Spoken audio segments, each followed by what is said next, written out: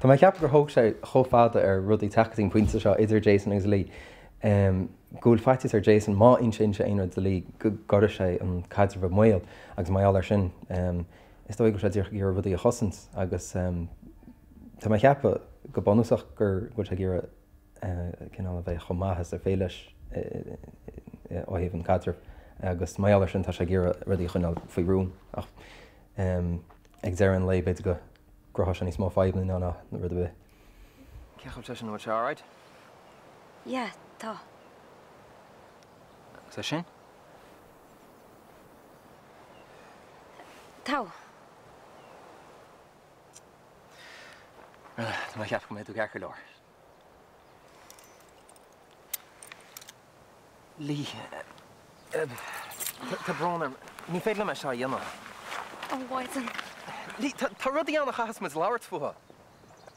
Tá lí go tríd go leor suscasí seo si gúnaí tá brochadí táú gúna is so stoibhí sin ná díile leis sem méid tá cat agus síla agus í seo ach ní sam ceach é meis da ditach túna seo mar trí an chuirmach ó híomh gáil seach gadrih bhí coppleir bhí ruí gáil táú agus chuineh háin si siir so tá mai ceappa éh tí Harbh críomhris agus atá cecha díileach sí leis.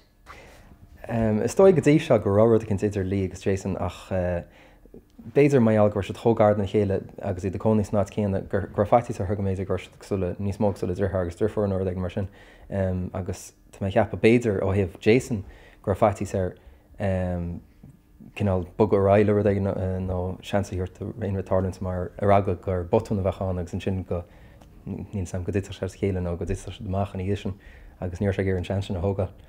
So stoí beidir go mach níos sean tam sin is gneróí amach sé difriúil ná an téile mar stoid a Jason níos oscail agus níos anra agus rudí fiúdaí so le chun é bé scéal má ná strachcéal.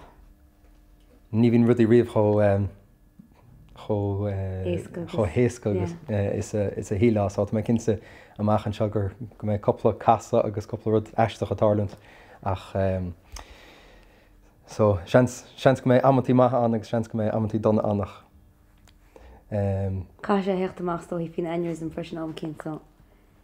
Tá mé cinnta godála rud aigen nó go mé scéal cin sin agus seans godála sé ag puinte cean na puintí ná na hamtíís measca bhí rudí atálant.